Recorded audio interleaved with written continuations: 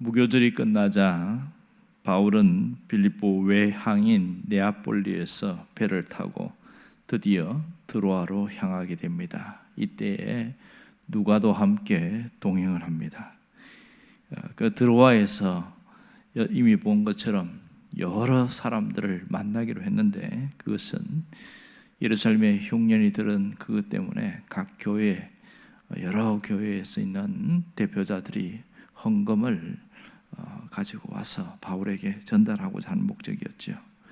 자, 오늘 우리가 주목할 것은 바울 일행이 배를 타고 닷새 만에 드로아에 왔다 하는 이 말입니다. 네아폴리에서 배를 탄 그 바울이 에게해를 건너서 드로아에 도착하기까지 닷새 걸렸다, 이렇게 나옵니다. 본래는 이틀이면 도착할 수 있는 백길이었습니다. 사도행전 16장 11절에 처음에 드로아에서 배를 타서 2차 전도 여행을 하는데 마게도냐 지역으로 가는데 빌립보 옆에 있는 항구 도시가 네아폴리입니다. 그 네아폴리에서 내려서 처음 도착한 곳이 빌립보였습니다. 이제는 거꾸로 이제 2차, 3차 전도여행이 끝나고 다시 돌아오는 길에 이렇게 에게해를 지나는데 무려 닷새나 걸렸다, 이렇게 이야기합니다. 왜 닷새나 걸렸을까? 그것은 도중에 심한 풍랑을 만났기 때문에 그렇습니다. 이틀만 하면 가능한 것을 닷새 걸렸다, 이렇게 얘기한 것은, 당시 사람들은 닷새 걸렸다 이러면 당연히 아이고 배에서 고생 많이 했겠구나, 또 그렇게 표류하지 않아서 다행이다, 이런 생각할 정도였습니다. 그들은 범선이었잖아요. 바람을 통해서 움직이고 어떤 모터가 있는 자동 동력 장치가 없기 때문에 배는 순전히 자연의 힘에 의해서 가는데 심하게 풍랑을 만나서 표류하였다는 것을 알 수 있습니다. 그러니까 3일간이나 바다에서 굉장히 고생을 했다는 것을 알 수가 있습니다. 바울은 누가 봐도 우리가 보면 인생 말년의 즈음에 지금 목적지인 수리아로 가는 동안에 이 엄청난 고생을 했으니 얼마나 힘들었는가 하는 것을 알 수 있지요. 그래서 이 드로아에서 내려서 7일간 머물렀다, 이렇게 얘기합니다. 자, 7일간 머물렀다는 것은 표면적으로는 바다에서 너무 고생을 했기 때문에 심신의 안정이 필요했기 때문에 좀 쉼이 필요해서 머문 것도 있고요. 또 2차적으로는 드로아에서 복음을 전하려는 겁니다. 자, 1차 전도여행, 2차 전도여행 할 때에 드로아에서 배를 타고 빌립보로 갔어요. 그리고 3차 전도여행 할 때도 배를 타고 빌립보로 갔어요. 그러니 드로아 지역에서 제대로 복음을 전할 기회가 없었습니다. 이것이 복음을 전할 기회다 생각하고 그래서 7일간 거기에 머물면서 복음을 전했는데, 놀라운 것은 그 복음의 역사, 생명의 역사가 폭발적이었다는 것을 알 수 있습니다. 많은 사람들이 예수를 믿고 돌아오게 되었고, 그리고 그들이 모이기 시작했습니다. 오늘 그것을 바로 7절 상반절에서 이렇게 말합니다. 그 주간의 첫날에 우리가 떡을 떼려 하여 모였더니, 이렇게 말합니다. 그 주간의 첫날이라는 것은 안식 후 첫날, 요즘식으로 하면 주일날 모였다, 이런 말입니다. 사도행전 2장 42절에 보면 떡을 떼려 하여 모였다 하는 말이 나오는데, 이 말은 성찬과 애찬식을 함께 겸했음을 알 수 있습니다. 이 초대교회에서 했던 모습들이 여기서도 그대로 나타나고 있죠. 이제 그리스도인들의 예배는 유대교회에서 드리는 안식일 토요일이 아니라 주일날 예배를 드리고 있었음을 우리는 충분히 짐작할 수 있습니다. 주일날 예배를 드리는 것은 주님이 부활하신 날이기 때문에 그날을 기억해서 드리기 때문에 주일을 중요시 여기는 겁니다. 자, 그 다음 7절 하반절에 보면 이렇게 나옵니다. 바울이 이튿날 떠나고자 하여 그들에게 강론할세 말을 밤중까지 계속하며, 바울이 드로아를 이제 떠나기로 작정하기 바로 전날까지, 그러니까 7일간 머문 마지막 날이 밤이었다는 걸 알 수 있습니다. 그 마지막 날이 주일이었어요. 7일 동안 복음을 전했는데 그 복음을 듣고 영접한 형제들이 주일 예배를 드렸습니다. 그들의 주일 예배는 우리처럼 낮에 드리는 시간이 아니었습니다. 당시에 복음을 받고 예수를 영접한 사람들은 하층민 계급이 굉장히 많았습니다. 노예나 일용직 노동자인 그런 일꾼들이 굉장히 많았어요. 이들은 365일 쉬는 날이 없습니다. 그럼 예배를 언제 드렸냐? 그들이 일이 끝난 다음에 저녁에 예배를 드리기 시작한 것이죠. 이 예배가 사실은 드로아에 있는 이 형제들과 자매들과 하는 마지막 예배인 것 맞습니다. 바울이 드로아에서 떠난 이후에 다시 돌아오지 않았거든요.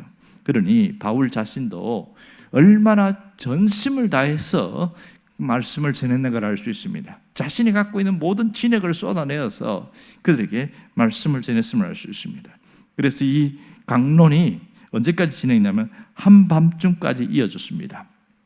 여기서 말을 밤중까지 했다 이렇게 이야기하는데 하나님의 말씀을 이야기하고 있고, 여기서 말하는 밤중이라는 헬라어 단어는 12시, 밤 12시를 말하고 있습니다. 그러니 바울의 강론이 밤 12시까지 계속되었다는 걸 알 수 있습니다. 놀라운 것은 강론하다는 말은 우리말로 토론하다 이런 뜻입니다.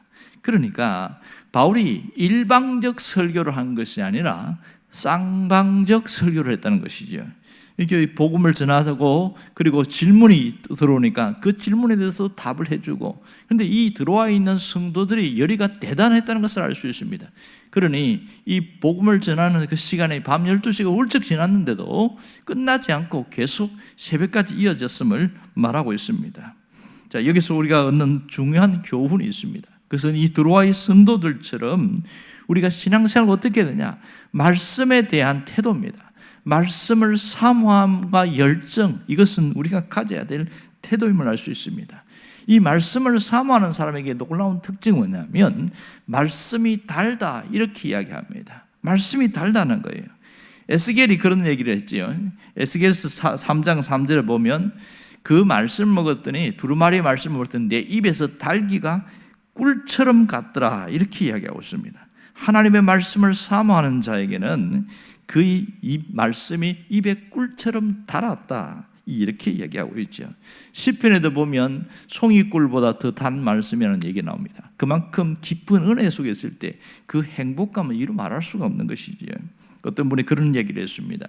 신앙생활은 말씀에 대한 태도에서 결정된다 이렇게 얘기합니다.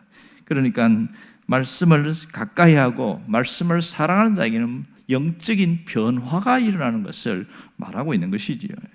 똑같이 예수를 믿었지만 보면 시간이 갈수록 영적으로 더 깊어지고 성숙하고 더 시야가 폭이 넓어지는 사람이 있는가 하면 갈수록 껍데기만 남고 속은 텅텅 비어있는 그런 사람이 있습니다. 왜 이런 차이가 날까? 왜 신앙생활을 하는데 껍데기는 아주 견고해지는데 속은 왜 비어 있을까? 그것은 말씀에 대한 태도 때문에 그렇습니다. 말씀을 멀리하기 시작하게 되어지면 말씀 듣는 게 그렇게 싫어요. 그래서 그냥 놀고 같이 어울리고 밥 먹고 어디 여행 가고 이런 거는 재밌는데 그냥 말씀 듣는 것 하면 또 뭐 말씀을 들어야 됩니다. 이러면서 길을 막으려고 하는 분들이 종종 있습니다. 왜 그래요? 그분은 평소 말씀에 대한 태도가 항상 뜨뜻미지근했기 때문에 그런 것이지요. 말씀을 무시하면 우리 신앙이 무너진다는 것은 우리가 다 알고 있어요. 그럼에도 불구하고 말씀을 무시하는 경우가 많습니다. 이것은 역사가 증명을 해주고 있습니다. 한때 유럽 교회들은 굉장했어요. 아주 열기가 뛰어나고 대단했습니다. 스풀전 목사님이 목회하는 그곳에 그 중세 때 당시에도 상당히 많은 2만 명이 모일 정도니까 굉장했지요. 그러나 어느 순간 말씀을 무시하는 그런 사상이 들어오는데 이성주의입니다. 성경을 부정하고 성경의 말씀을 인간의 말로 취급하면서 이성이 발달하기 시작하면서 성경을 멀리하기 시작했습니다. 그러니까 특히 성경을 멀리하는데 기적에 대한 것은 다 무시해버렸어요. 그것은 말도 안 되는 신화적인 얘기다. 이렇게 하다 보니까 하나님의 말씀이 난도질 당하면서 오늘 유럽 교회들은 쇠퇴하기 시작하고 교회가 술집으로 바뀌고 이슬람 사원으로 바뀌고 완전히 엉망이 되고 가고 있는 것이 우리가 보고 있는 현실입니다. 우리는 하나님의 말씀이 내 영혼을 살린다는 것을 결코 잊지 않아야 됩니다. 내가 어떻게 하면 영적으로 더 건강한 모습으로 살아갈 수 있느냐? 그것은 간단하지요. 말씀 중심의 신앙생활을 하면 됩니다. 말씀 중심의 신앙생활은 단순히 지식을 많이 쌓는다는 정도가 아닙니다. 그 말씀이 내 안에서 녹아서 완전히 새롭게 회복되게 만든다는 것이죠. 여러분, 똑같이 감기에 걸려도 어떤 사람은 2, 3일 약 먹고 또 어떤 분은 한 5일 아프고 그러고 툴툴 털고 일어나는 사람이 있습니다. 어떤 분은 감기 때문에 병원에 갔는데 그만 입원을 했어요. 그랬더니 감기 때문에 돌아가셨어요. 왜 그런가 했더니 그 감기를 이기지 못해서 폐가 문제가 생겨갖고, 그래서 그때부터 기침이 심해지고 그러더니 결국은 감기로 돌아가시는 거예요. 내가 너무 충격을 받았어요. 아니, 어떻게 사람이 감기로 돌아가실 수가 있나? 면역력이 약한 사람은 그럴 수 있더라고요. 신앙도 마찬가지입니다. 외부에서 밀려오는 끝없는 시험과 유혹과 복잡한 문제들을 우리가 어떻게 이길 수 있겠어요? 그리고 사람과 사람 사이에 오는 그 내면의 갈등과 그 시험 드는 일들을 어떻게 이길 수 있어요? 면역력이 강한 사람만이 이겨낼 수 있습니다. 하나님의 말씀은 우리에게 영적인 강력한 면역력을 제공합니다.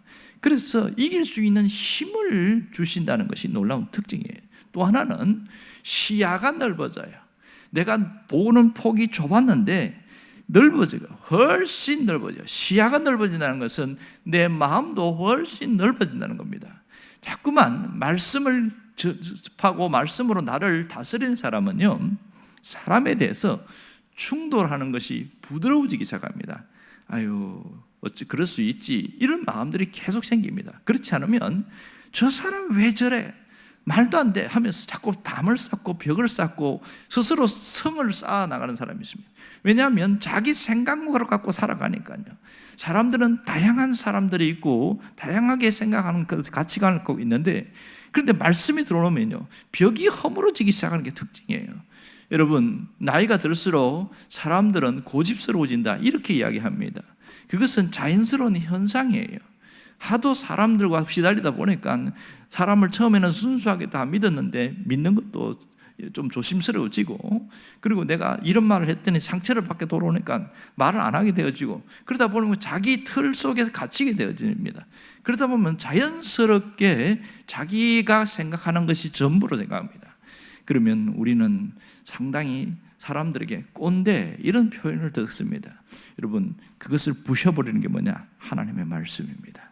하나님의 말씀이 내 안에 들어오면 내가 갖고 있는 잘못된 사상이나 잘못된 것이 부셔집니다. 그리고 사람들에게 상처받은 것들이, 그 상처가 주의 말씀을 통해서 치유되기 시작합니다.